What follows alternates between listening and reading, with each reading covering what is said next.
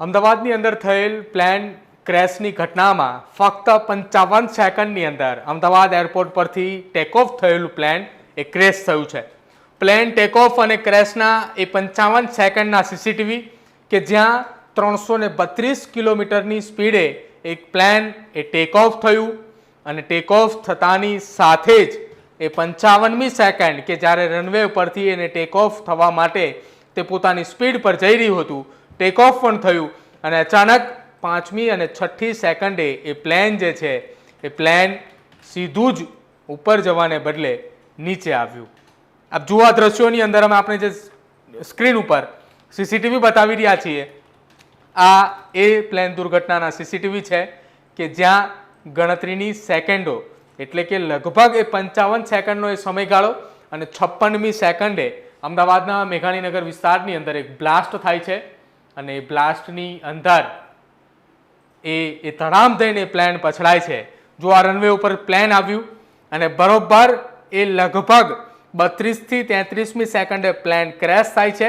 પરંતુ એની પહેલાંની જો વાત કરવામાં આવે તો જ્યારે એ પ્લેન ક્રેશ થાય છે ત્યારથી લઈને પ્લેન જ્યારે ટેક ઓફ કરે છે એ બંનેની વચ્ચે લગભગ એ 55 સેકન્ડ જેટલું અંતર છે. એટલે કે 1 કલાક અને 38 મિનિટે જ્યારે આ પ્લેન ટેક ઓફ થયું ત્યારે 1 કલાક અને 39 એટલે કે બપોરના સમયની આ ઘટના, જ્યારે આ પ્લેન ટેક ઓફ અને લેન્ડિંગની અંદરની વચ્ચેની વાત અમે આપને આ દ્રશ્યોની અંદર બતાવી રહ્યા છીએ. આ સીસીટીવી અમદાવાદ એરપોર્ટના છે. એરપોર્ટના રનવે ઉપર જે સીસીટીવી લગાવવામાં આવી રહ્યા છે આ એ સીસીટીવી છે જે શરૂઆતથી લઈને અંત સુધી આપ જુઓ માત્ર ને માત્ર 55 સેકન્ડ એ અમે આપને બતાવી રહ્યા છીએ કે જે લગભગ એ 300-350 કિલોમીટરની સ્પીડ પર જતું એ પ્લેન અને એ 55મી સેકન્ડે 242 લોકો એ પ્લેનમાં સવાર હતા, જેમાં 232 એ પેસેન્જર હતા અને સાથે જ 10 એ ક્રૂ મેમ્બર હતા. આ પ્લેન એ કાર્ગો પ્લેન પણ હતું એટલે કે તેની સાથે તેમાં સામાન પણ એ લોડ કરાયો હતો. જો કે આ યાત્રી વિમાન જે છે એ પ્લેન અમદાવાદના મેઘાણીનગર નજીક આવેલા આઈજીપી ગ્રાઉન્ડમાં આ ક્રેશ થયું છે. જે જગ્યા ઉપર ક્રેશ થયું છે એ 4 બ્લોકની અમદાવાદ સિવિલ હોસ્પિટલના રેસિડેન્ટ ડોક્ટરની એ હોસ્ટેલ હતી કે જ્યાં 4 બ્લોક પર આ આખું પ્લેન ક્રેશ થયું છે. આ પ્લેન જે છે જે AI-171 બોઈંગ હતું કે સુમિત સભરવાલ કે જે બોઈંગ ડ્રીમલાઇનર ઉડાડવાનો તેમને અનુભવ છે, જે આ પ્લેન ઉડાડી રહ્યા હતા એ પાયલોટની હું વાત કરી રહ્યો છું કે સુમિત કે જે 8200 કલાકનો ફ્લાઇંગનો અનુભવ ધરાવે છે.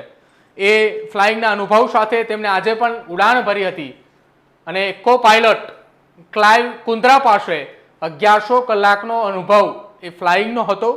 આજે ફ્લાઇંગ AI-171 આપ જે સીસીટીવીના જે અંદર આપને જે પ્લેન દેખાઈ રહ્યું છે કે જે 55મી સેકન્ડે ક્રેશ થયું છે, જ્યારે પાયલટે ઇમરજન્સી માય ડેનું એલાન કરાયું હતું.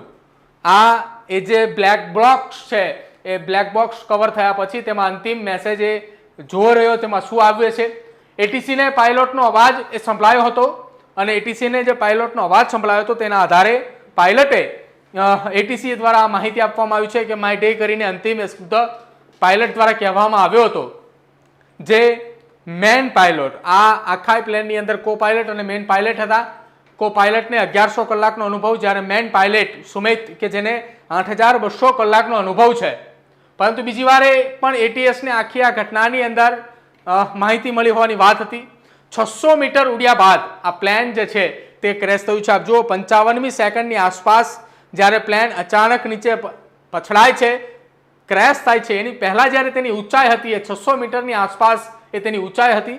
600 મીટરની ઊંચાઈ બાદ એ પ્લેન જે છે તે સીધું જ એ નીચે આવવા લાગ્યું અને ધડામ દઈને પછડાયું.